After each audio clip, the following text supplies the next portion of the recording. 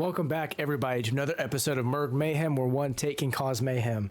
I know it's been a long time since I've uploaded an episode, episode of the podcast, but I've been taking a break. I've been taking, and it's a lot of stuff from the draft, lots of things from NBA free agency, MLB stuff. I've been watching lots of Colt Keith recently. I've just wanted to watch him play, see how he's been developing, how he's playing, and he has been playing phenomenally. I think he's got I think yesterday he had a 11 or 12 game hitting streak going into last night's game, and unfortunately he went 0 for 2 with like 2 walks, and he got a run and he struck out. But yeah, his on base streak is still alive, but his hitting streak unfortunately fizzed out. But it's here nor there. This episode is going to be specifically based on NBA free agency. We'll do the draft.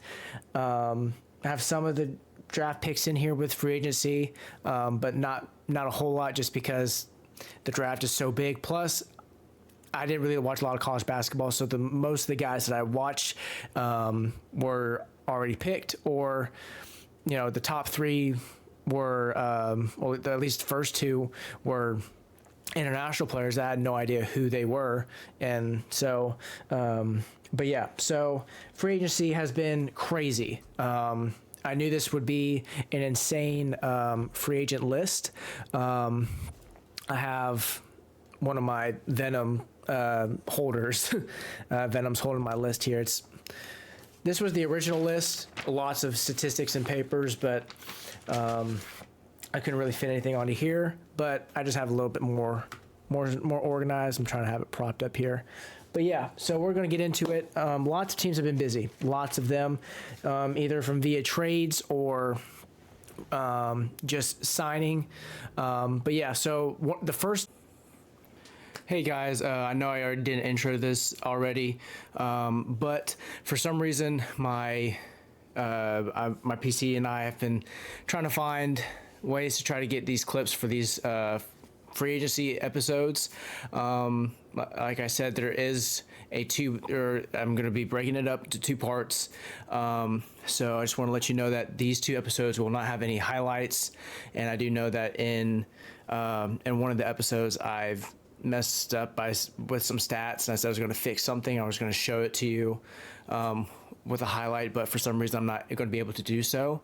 So yeah, so I did say, I think a few times I might have misspoke on some stats or something, but yeah, so I know this is terrible, but I can't really figure out the issue is.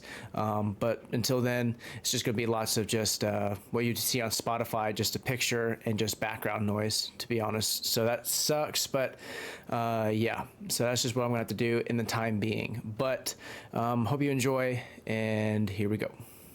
Team that I'm really going to talk about is really Milwaukee. Milwaukee did not do a whole lot in this trade, in this free agency via trade or signing, just because of Damian Lillard and Giannis and Chris Middleton and Brook Lopez all holding that money, and also Bobby Portis. So those core pieces have most of the money. So, and Milwaukee did lose one guy that I thought was very important, but we'll see how this team potentially adds pieces throughout the free agency market, either veteran minimum or trade deadline through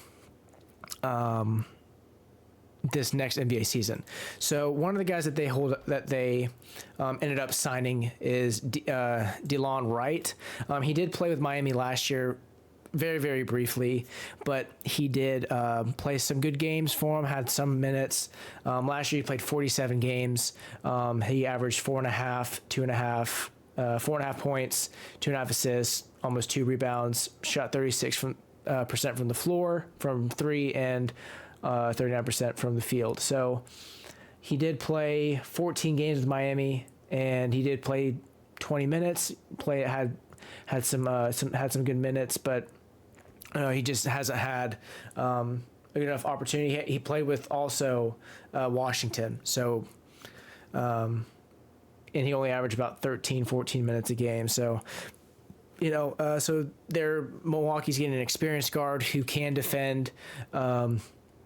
He averaged almost a steal and a half per game last year. And he's been in the league a long time. He's 6'5". I didn't know he was that big. I thought he was about 6'2", 6'3", but 6'5", point guard, 32, still in his prime, roughly. And he's been a journeyman. He's been with Toronto, Memphis, Detroit, Dallas, Sacramento, Atlanta, Washington, Miami, and now this is Milwaukee. So looks like 1, 2, 3, 4, 5, 6, 7, 8. I think this is his 9th team. So plus Milwaukee has that veteran culture anyway, as it is, with Doc Rivers, with Giannis, Brook Lopez, Bobby Portis. So that's a good fit. And also, who also is going there is Teron Prince. He played with the Lakers last year. He averaged almost about 9 points from three. He shot almost 40% and field from 44. Not too bad. He had a good season. I mean, from shooting the ball, he did defensively. He gave guys different looks from guys like Kevin Durant or the big matchup on the wing. But with how this free agency went with the Lakers, it went absolutely terrible. We're gonna get to them in a second, but I mean, Milwaukee is a better spot for him if he wants to win, a better chance to win, and hopefully that Milwaukee has a better year with Dame and Giannis. Now that this is going to be a full year, another full year for both of them to play together. I really don't see why not. I don't really see why they wouldn't be able to win an NBA Finals, but with Boston still maintaining their core, I really have no idea how the East is going to be able to dethrone Boston. But there's some other teams that I have in this that have organized here that have a good chance, but it's going to be really, really hard. But yeah, Taurean Prince going to Milwaukee. And I think that these two guys will help out their defense. Last year, their defense was terrible, but at least now bringing in two guys that are, Taurean Prince is 6'6". There's no way. I guess that's with him without shoes, but he's about 6'8", maybe 6'9" or so, depending on what kind of shoes, And Delon Wright's probably about 6'6", 6'7", with shoes on. So, but yeah, they're going to bring good defense, being able to shoot the three, hopefully wide open, but mainly defensive ability there. So those two guys were good pickups. Washington, I'm trying to see which teams have the lowest acquisition rate either via trade or signings. But with Jonas Valanciunas, he ended up signing a 3-year, $33 million deal with Washington. He's been one of those guys that's been one of the most consistent big men in the league. I think last year was the first year he didn't have double-digit rebounds in the past 4 years. So he's very, very reliable. He doesn't really get injured. He played all 82 games last year. He averaged 12, 8, almost 9 rebounds. He shot 30% from three, not too great. He's a career 35% shooter, and he shot basically 56% from the field. Defensively, he's not like going to be the guy that's going to be blocking shots crazy, but he does alter some shots. He almost averaged a block last year. He's 31, so he's on the tail end of his prime, some people say. But yeah, compared to last year and the year before, I guess since 2020, he's been shooting around 35%, 34 to 36, and last year he just shot barely under 31. So he's going to bring, Washington needs everything. Washington is so terrible. I mean, they have Kyle Kuzma, and I think that's, to be honest, I think that's it. I don't think of any other guy. I mean, they have Jordan Poole, but I mean, what's he gonna do? I mean, he's off the bench, and when he tried to start, I mean, they just ate him up. So, but another guy that they signed as well is Sadiq Bey from the last team he played for was Detroit. He didn't play very many games, and then no, just kidding. He played with Atlanta last year. He played 63 games before injuring his ACL, and he had a really good year, in my opinion, being the guy that can create his own shot alongside guys like DeAndre Hunter, who needs touches, who DeJounte Murray, Trae Young, Jalen Johnson was playing very well, and then alongside Clint Capella as well. So he averaged about 14, about 7 rebounds, and almost a steal, and about 2 assists a game. He's 6'7". Like I said, he's a shot creator. He can make his own shot for himself and others, but hopefully he can get back. He's still roughly young. He's still 25. Going to be in this league probably for the next 10 years or so. How many years has he played? He's played about 5 years now. So, and he's been playing just about every single game. Oh, just kidding. He's only played, I think this is going into his 6th season. 1, 2, 3. No, he's going into his 5th. He's going into his 5th season. At least that's how it reads. That's how it reads to me. He's going into his 5th season. So hopefully he can stay healthy and be a producer for Washington, because they traded arguably their 3rd best player to Portland, I think. And I'm trying to see what they got back out of it.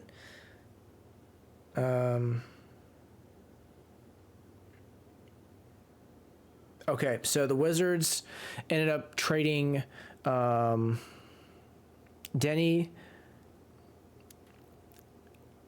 Advahia. I guess I don't know how you say his name, but they trade him to the Trailblazers, and the Trailblazers are giving Washington Malcolm Brogdon, Carlton Carrington, which is one of the lottery picks in this year's draft, a 2029 first round, second most favorable from Portland, 2028 second round, and a 2030 second round. So not a terrible trade, honestly. They get Malcolm Brogdon to probably be that quintessential point guard.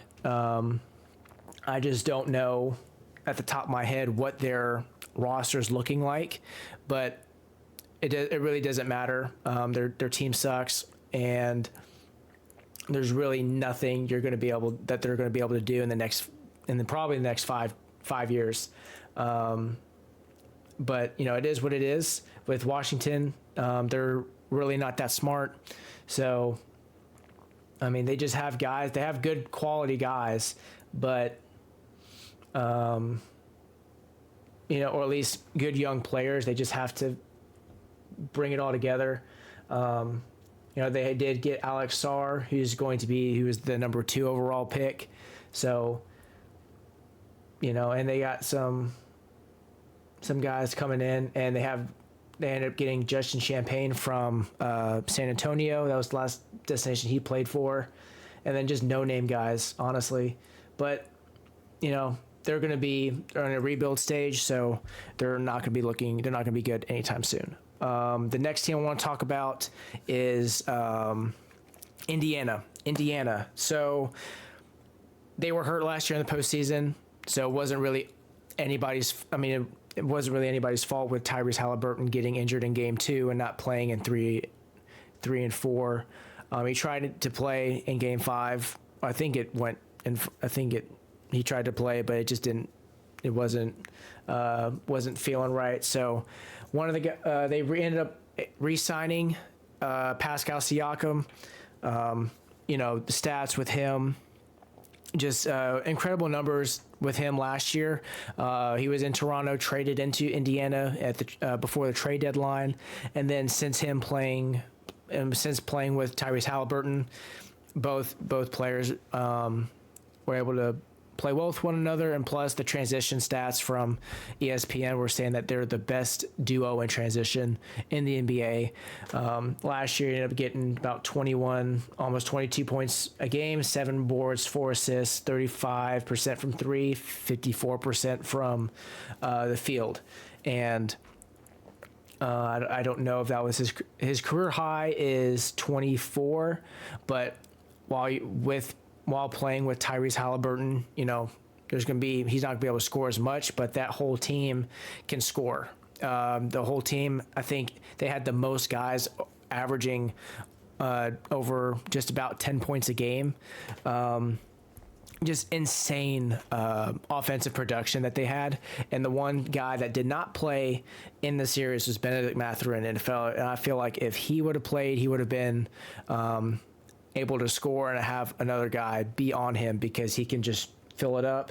Benedict Mathurin did get a season-ending surgery, and so it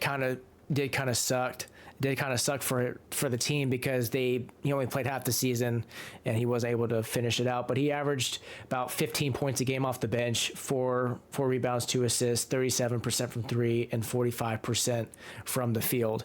And I think this was his second year. Yeah, his second year. And last year he was 4th in Rookie of the Year voting and 8th and 6th Man of the Year award. And last year he averaged 16, almost 17 points a game off the bench. So the guy can just flat out score off the bench. And next year he is going to be a force to be reckoned with because he didn't play against Boston or really in the whole playoffs. So he's coming back. Obi Toppin is coming back. I don't know.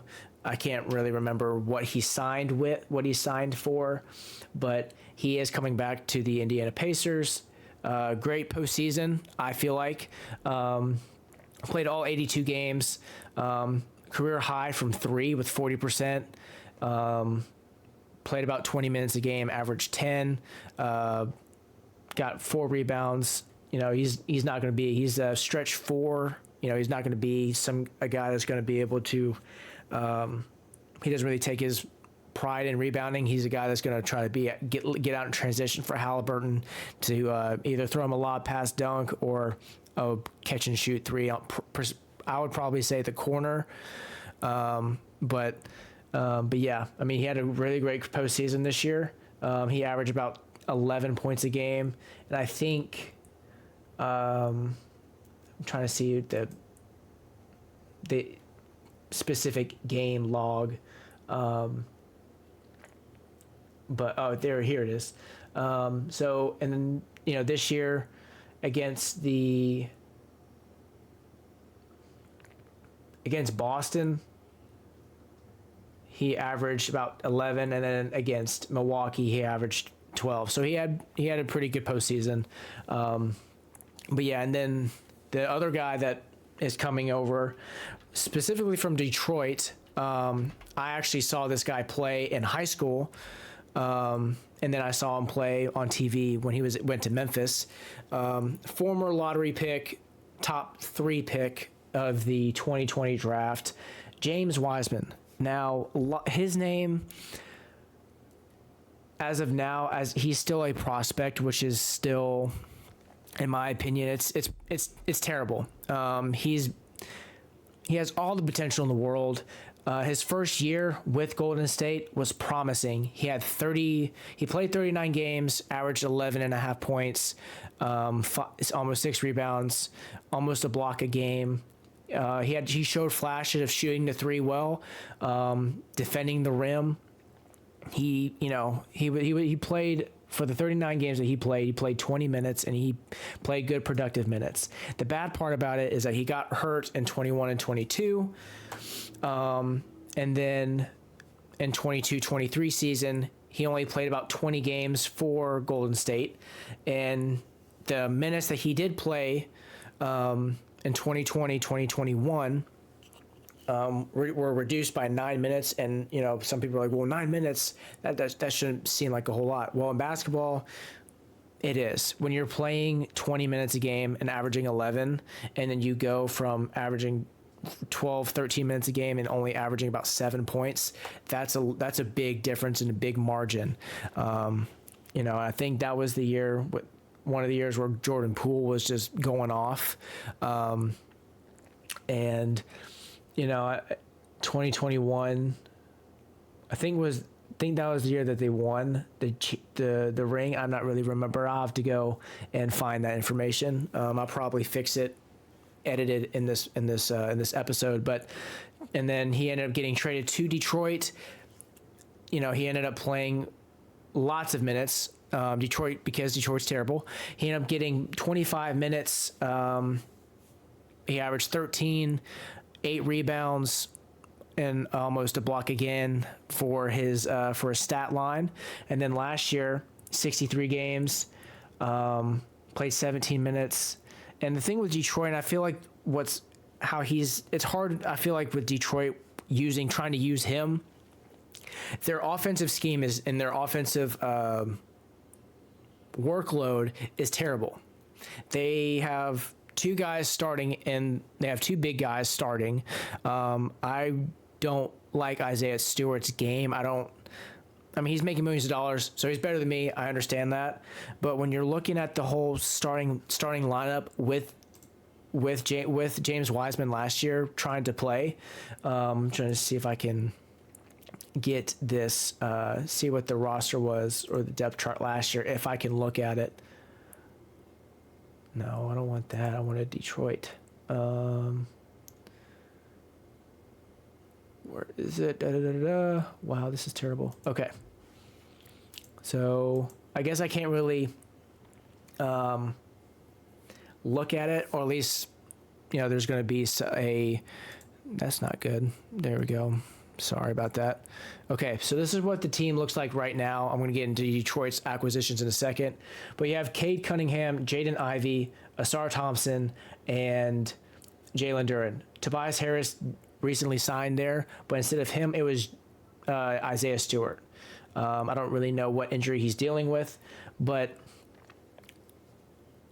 with those 2 guys, Isaiah Stewart and Jalen Duren, playing together, I mean, there's Isaiah Stewart isn't a really good 3-point shooter. Jalen Duren hasn't really attempted any 3-point shots, and Jalen Duren had showed flashes again of of the potential that he has in this league. He averaged 11.6 rebounds. That's 5th in all of the NBA. Almost 62%. That's 6th in all of the NBA, and 13.8 points per game. And I think this is his second year in the league. I think this is his second year. I know he had a 2020 game for sure. But yeah, I mean, you have a guy that's going to be a double-double guy for his career. I really feel like he could average about 15 to 20 points a game. I feel like that will be his ceiling. But yeah, he's never attempted a 3, and I feel like you need him to be that center for you. And then, you know, another guy that, you know, so Wiseman was coming off the bench, and so like you have 2 guys that are centers that don't need to be out on the court at the same time, and you have James Wiseman as a 3rd center. Like, how are you supposed to figure out how to give him minutes? And me personally, Wiseman has better tools than Isaiah Stewart. It's just Isaiah Stewart has the hustle factor and how he wants to get rebounds, and just has that grit mentality that I don't know if James Wiseman has, to be honest. But we have no idea because we don't see him play, and I don't really feel like he gets the good enough opportunity, even though he played 17 minutes a night.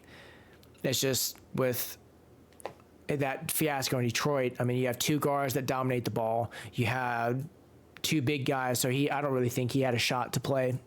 That's just my opinion. Comment down below if you agree or disagree with that take. But I mean, I do feel like that this is a better fit for James Wiseman. Also for the lob threat being with Tyrese Halliburton, and maybe, he can hit the mid-range jumper, so he could space the floor out even more to create more space for Obi Toppin, Miles Turner, Nembhard, Nesmith. So obviously this is if it works and he's playing to the best of his ability. So, but we'll see what happens with Indiana. But I feel like Indiana did well with bringing some of their two key pieces, and then basically a project piece that has a potential. I think he has potential to be an all-star, but we'll see what happens, but that's what happened in Indiana. We'll talk about. Sorry, I just want to make sure I get all these teams I already talked about there. But yeah, so now we're gonna go to Minnesota. Minnesota hasn't really done a lot of moves this year in the offseason because they don't have enough money with Karl-Anthony Towns, Anthony Edwards, and Rudy Gobert. So they ended up getting they ended up trading San Antonio for Rob Dillingham. Dillingham is a one and done out of Kentucky. I'm trying to see his averages, but I don't really think it's going to be on Basketball Reference. But yeah, he's very undersized. He's about 6'1", 6'2", and Minnesota didn't really have a lot of scoring off the bench, which they did get. They're getting somebody that can, and Rob Dillingham with him being in college, basically one of the lead scorers on his team. It's not even letting me find his numbers, but I just liked how in the draft he was saying that he wanted to play with Wemby. He was excited about going to Minnesota, and then later on he gets traded to Minnesota. But he averaged about 15 points a game in college, 4 assists, 44% from three, and 48% from the field. Defensively, he averaged about a steal. So he's very, very quick, and knows how to use his acceleration to get past defenders. Obviously, that's in college, but we'll see what he does in Minnesota. He will most likely be coming off the bench and providing that bench scoring when Conley is sitting out, or who knows how Minnesota is going to use him. But they also ended up getting Joe Ingles from free agency as well. Joe Ingles is a guy that's one of the better veterans in the NBA. And he's also going to Minnesota, and he's been bouncing around a little bit. He played with Milwaukee, and then he just recently was at Orlando. But he's been in Utah for most of his career. Crafty, pretty decent defender. He's not like a lockdown defender by any means, but he can shoot the three very well. He's a good playmaker, and he's a guy that can just sit in the corner, catch and shoot. And yeah, so last year he played with Orlando. Didn't really have a productive year, but he did shoot well, so, and with that whole team, they are getting younger. They're wanting to be, and I just feel like he was, they just didn't want to re-sign him, plus because he's old and he's 36. But he's going to Minnesota to probably replace Kyle Anderson, most likely. But, Joe Ingles is a guy that's also going to be able to come off the bench. And I feel like they also needed shooting. And the one thing with the Dallas series last year was that there wasn't a lot of three-point makes. I feel like that Minnesota needed. There weren't a lot of timely threes, and that's what I mean to say.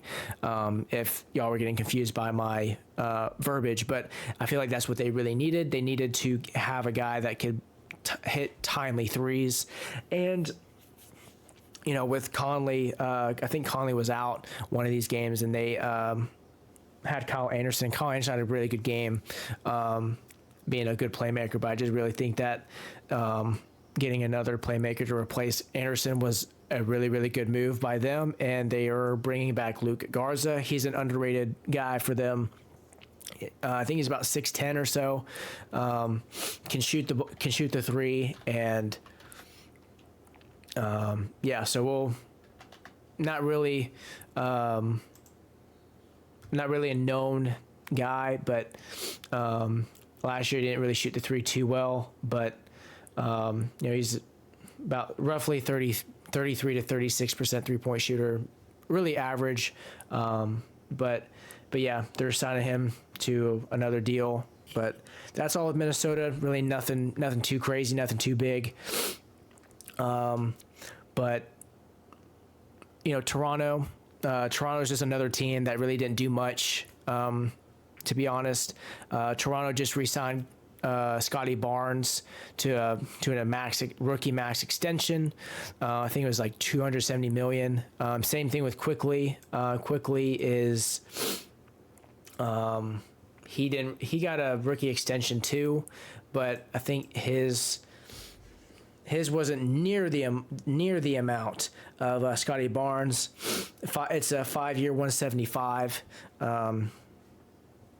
Well, he was a free agent this year, but yeah, so he signed a 5-year 175 to stay with Toronto, and Garrett Temple signed back with Toronto just to be that most likely veteran guy that can just help these guys mature. He's a really good, decent player in the league, but he's 38, so he's not going to get a lot of playing time, which he probably knows that. He just probably wanted another check, most likely. But yeah, so Toronto, Detroit, going to Detroit again here after the Wiseman stuff. But Detroit, they did get two good pieces. They're not going to go to the playoffs by any means. The one thing I do wish they still had was their freaking coach. I knew that one of the episodes I just went off about how Monty Williams should not have been fired. But yeah, so Detroit ended up signing Tobias Harris. Tobias Harris, I really felt like he wasn't, I don't know. He was a confusing player to watch as a Philadelphia 76er. He's a really, really great player. It's just I really didn't feel like he was aggressive like he needed to be. And there would be times where he'd have a 15 to 20 point game, and then he'd have like 5 points the next night. Then he'd have about maybe 15, and then he'd probably have like maybe 10. So it was like the scoring was so up, and it was such a roller coaster. But even with him being a roller coaster player, he averaged about 17. He averaged 17, 35% from three, and 49% from the field. He's been in the league a long time. I think he's been 1, 2, 3, 4, 5, 6, 7, 8, 9, 10 plus years now in the NBA. His best year was in LA, arguably in Philly as well, with Doc Rivers, believe it or not. And so he's, I don't know. I mean, Detroit's going to get a guy, because I think he started off in Detroit or something, or at least he played there for a few years. Then he got traded to the Clippers, stayed there for a minute, and then he got traded again. Yeah, solid player. He's going to be able to score from the three, mid range, wherever you really need him to. He's probably going to be the number 3 option. I really feel like he should be the number 2, because Jaden Ivey's still improving. Cade Cunningham is the number 1. I feel like Tobias Harris should be that 2 option. But there's just so much that team needs to work on. And then they also got Malik Beasley. Malik Beasley did sign there as well. I don't know what the deal is. I think it's just a 1-year deal, but he just played with Milwaukee, so we'll see what he does with this team. He's probably going to get lots of minutes because Detroit can't shoot. They can't shoot. Malik Beasley's a 41% three-point shooter. Played 79 games, 11 points. Really, really good defender as well. Very, very underrated defender, in my opinion. For his height, he is 6'4", so he can play one. He can play against the 1 and the 2, maybe 3, depending on how tall he is, how tall the wing player is. But he's going to be a guy that can catch and shoot for you. He does move well without the ball, so he doesn't really matter getting open. And also Simone Fontecchio, who I feel like was one of the most underrated pickups in the entire trade deadline last year. 40% three-point shooter, 46% from the field. Last year, and he played with 2 teams last year. He played with Utah. Played a lot of minutes, but he only averaged almost 9 points per game. And with Utah, they're still trying to figure out their situation with rebuilding and where their team is going to go from here. But he didn't play too bad necessarily for being a role player coming off the bench, trying to be that shooter off the bench, which is definitely one of the hardest things to do. And I don't even play in the NBA, but I just know how hard it is to just go, just not play around, not play, and then, oh, okay, it's your time to shoot. But yeah, and then he got traded to Detroit, and his numbers from shot attempts, points per game, everything increased. Started playing 30 minutes a night, ended up getting 15 points a game. His three-point percentage went up as well from 45 to about 48. So, but yeah, Detroit ended up re-signing him, and then they ended up getting Paul Reed from waivers from Philly. And Paul Reed, when Embiid was out, had some really, really good games for Philadelphia. And with Detroit, he's going to get some minutes too. He played all 82 games last year as well. Started 24, played about 20 minutes, averaged 7, 6, and about a steal and a block a game. So, 6'9", probably about 6'10", 6'11" with shoes on. But yeah, they got younger, and I feel like they got better. But depending on who is their coach is the question. It's sad that they fired Monty Williams because he should not have been fired. And if he was the coach and they ended up getting these pieces in, no doubt in my mind that they're, 1, way better than last year, and 2, a potential wild card team or play-in team. They're already way better than Chicago, in my opinion, but that's probably a little too much. But yeah, if Monty Williams was coaching this roster still, this team would be pretty decent. Still bad, but decently bad that you could watch and be like, oh, okay, this guy's good, whatever. But yeah, so that's that. Dallas didn't really do anything. They did a sign and trade for Klay Thompson, and they ended up getting Najee Marshall from free agency. He played with New Orleans last year. I have it on my phone here, but yeah, Najee Marshall from New Orleans. Dallas needed a lot of scoring, or not really scoring, but lots of offensive production. And with Kleba coming back, not having that rhythm from his injury, Derrick Jones Jr. was struggling hitting the threes against Boston. So was PJ Washington, Kyrie Irving. They just needed offense. Their defense still wasn't that great. Boston was just able to get everything they wanted with Porzingis shooting over smaller defenders. There was no way in the world Dallas was going to beat that Boston team. But, Najee Marshall, a guy that can, he's going 3 years, $27 million. He's going there to just catch and shoot, obviously get some rebounds, do all that, all that shit. And then Klay Thompson was in a sign and trade Klay Thompson's also going to Dallas. I think 3-year, $50 million or something. But yeah, the Klay Thompson to the Dallas Mavericks, and Dallas gets a 2025 second round pick. Minnesota gets cashed a 2025 second rounder and 2031 second round pick swaps. I don't know who those swaps are going to be with which team, but we're going to talk about some of these teams in a second that I might not have mentioned before, but Golden State gets Kyle Anderson, Buddy Hield. Denver gets some cash. Charlotte Hornets get Josh Green, Reggie Jackson, 2029 second rounder and a 2030 second rounder. And Philly gets a 2031 second rounder. So lots of stuff going on in that trade there. Dallas is also getting Klay Thompson, like I just mentioned. Klay Thompson,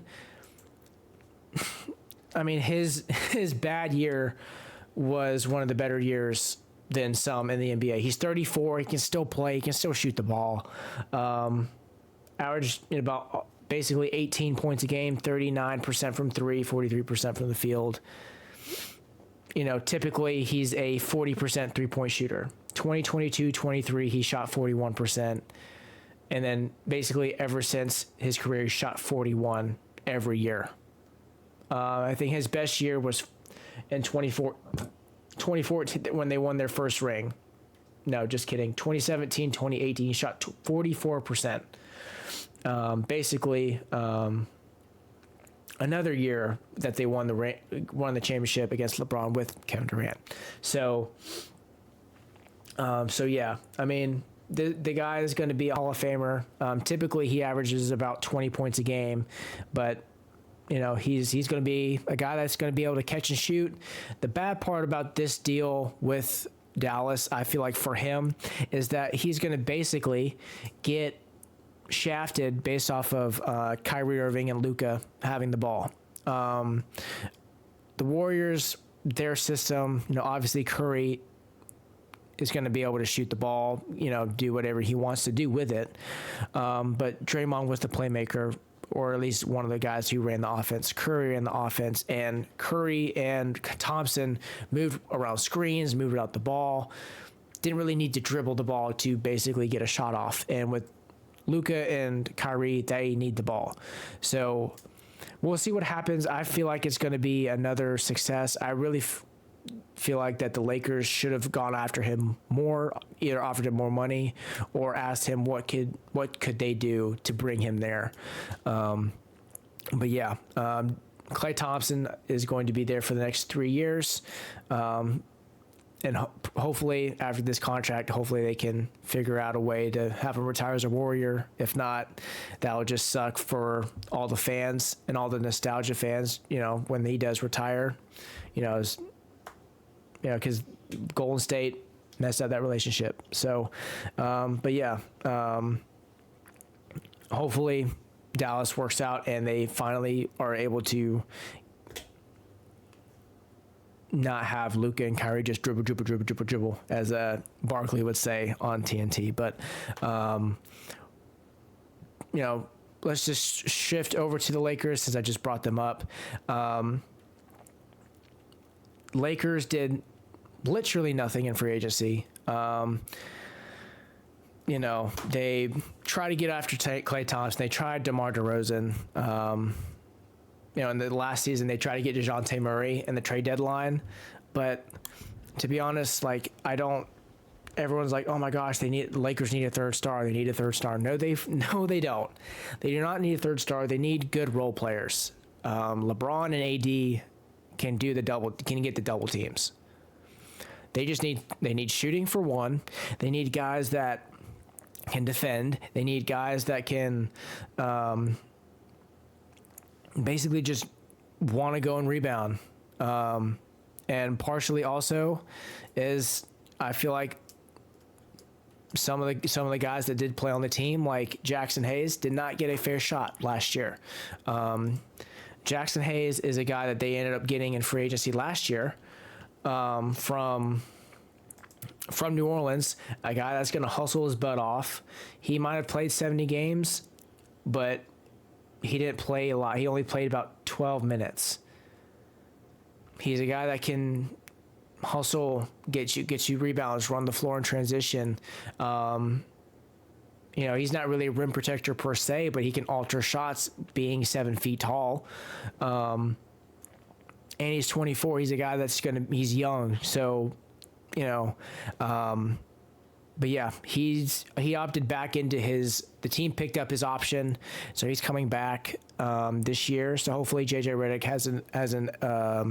has an idea of how to use this kid, because, he's not going to be an all-star by any means, but he can definitely be a good player in this league just by trying to be a good hustle, lob threat rebounder. That's, like a Gafford. He has a potential to be a Daniel Gafford, for crying out loud too. So we'll see how that goes. And then LeBron signed for like $50 million, saying he was going to take a pay cut. And then when Thompson wasn't in there, he just ate up all the money, which makes zero sense to me, dude. You want to improve the roster, but you also want to get yours still, and you're 38 years old.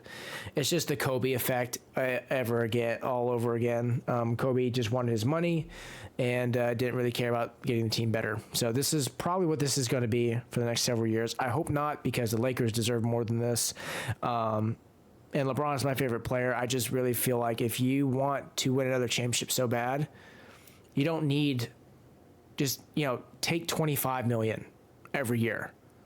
Do a 2-year, $50 million deal so you can still get 25 per year.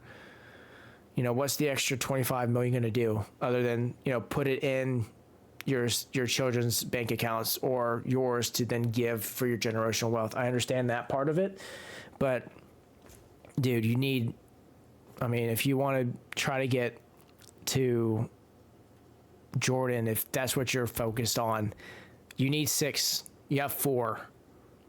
You need 2 more, and you're 38, about to be 39 this year, going to be 40 soon, and so we'll see. And then they also re-signed Max Christie to probably another small deal. Oh my goodness. And then they ended up drafting Dalton Connect. I still feel like that's not his name, but the guy from Tennessee in the draft. And then they ended up getting Bronny Jr. and re-signing Colin Castleton, who I think is who should get more playing time in the NBA. In Summer League, he's about 7 feet with shoes on.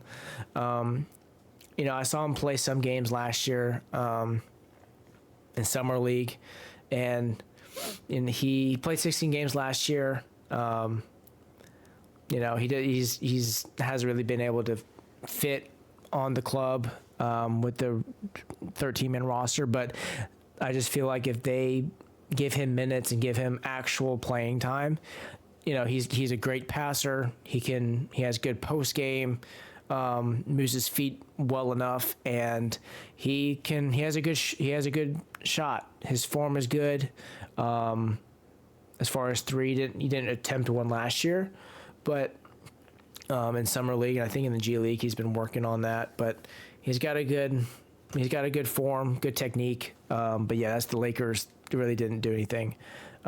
Basically a failure of this off season yet again. But yeah, the other LA team, the Clippers, they lost Paul George to Philly, but for absolutely nothing. So he did a LeBron there. They could have traded him while having some control before free agency hit, but they did it. And then when free agency opened up, boom, he was gone. But the Clippers, the Clippers ended up getting Nicholas Batum, re-signing James Harden, picking up Eric Jones Jr., picking up Kevin Porter Jr., and Mo Bamba. So now what does this mean for the Clippers? The Clippers, quite frankly, are still in the same position that they're in. Just minus a star and minus money. And yeah, they got some good role players. Nicholas Batum, who was who was under my conclusion and my understanding that when he said he was done, he was done. Typically, now he's not. He lied. But yeah, he's going to the Clippers. This is probably his last deal because I think he started off in Portland. Then he played most of his career in Charlotte and the Clippers as well. He's been around for a long, long time. I mean, he's been in the league since 2008, 2009, Portland, Charlotte, Clippers, and Philly. So, you know, he's been around, been one of the best players to have ever do it. Not obviously in top 10, but one of the best role players that this league has had. And, you know, in his prime, he was one of the better defenders, 3-and-D guys in his prime. So, it's probably this should be it. He's 35, so when he gets out of this deal, he's gonna be 37. But yeah, so he got signed over there. James Harden's re-signing. He's gonna have more shots for sure, with Kawhi being the number 1 and him being the number 2, with Westbrook not. I don't even know if Russell Westbrook is still. I don't think he's a free agent, but. I think he's a free agent. No one's really signed him, but if he is a free agent, nope. I think he opted in. Don't really know what's going on with him, but if he is coming back, then great. He's going to be the guy to come off the bench still, you know, still same as usual. Derrick Jones Jr. showed a lot in this year's playoffs, but he did fall short with making some threes. But he's a guy that's going to be able to play good defense for you, shoot the corner 3 well, or well enough to, you know, get by and make sure that somebody has a hand up. But Kevin Porter Jr. also is with the Clippers. He did sign with the Clippers as well. He has been out of the NBA for a little bit. But the last time he was playing basketball at a high level, he was with the Rockets, and he averaged about 19, 5 rebounds, 6 assists. You know, it's embarrassing that he just threw his career away. Just beating up his girlfriend. I mean, he had a chance to get max money. Improved just about every year of him playing. He almost got 20 points. He could have, I don't know who won most improved player of 2022, 23. Lauri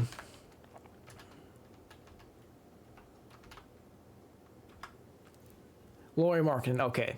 Lauri Markkanen. I definitely see that. I'm trying to see if there was a listing or like a vote.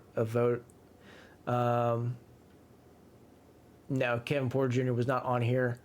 But I mean, this is the list right here Kevin Porter Jr. averaged 19 a game, and this is it. Malik Monk, Aaron Gordon, Jaren Jackson. I mean, all these guys right here are insane good players right now.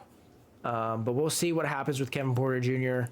Hopefully he's gotten all of his off the court issues handled, because he has he averaged 19, and if he just behaved, he probably would have been a 20 per game scorer the next year and potentially gotten a big contract in his future. But that's here nor there.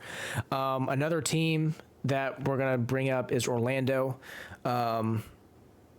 KCP is a big one. Probably the biggest signing for Orlando for sure. Kentavious Caldwell-Pope, NBA champion with the Denver Nuggets. He is getting older. He looks 35, but he's 31. Last year, 10 points. He's really not a guy that's going to be scoring a lot of points for you, but he's going to give you some good 3-point shooting, great defense, and that veteran leadership. And he's been to, in 2020, 21, he was 11th in DPOY, which is Defensive Player of the Year. He's a good defender still for his position, and he's 6'5", probably about 6'6", 6'7" with shoes on. So he's been in the league since 2013. So he's been in the league for about 10 years. I think this is going to be his 11th or 12th season. So shout out to him. He did get I have the number. I just don't know if I have it at the top of my head. Yeah, here it is. 3-year, $66 million deal with Orlando. And the good thing with Orlando is they also signed their three crucial pieces for them as well that were on the team: Franz Wagner, Mo Wagner, and Gary Harris. They have a potential chance with bringing him in and re-signing those 3 other guys. They have a chance to be another playoff team. They have a chance to be a playoff team again, but also having that leader in the locker room, in practice, bringing that championship level integrity. This team, and plus Jalen Suggs is improving, and then with the defensive side, KCP can help him develop.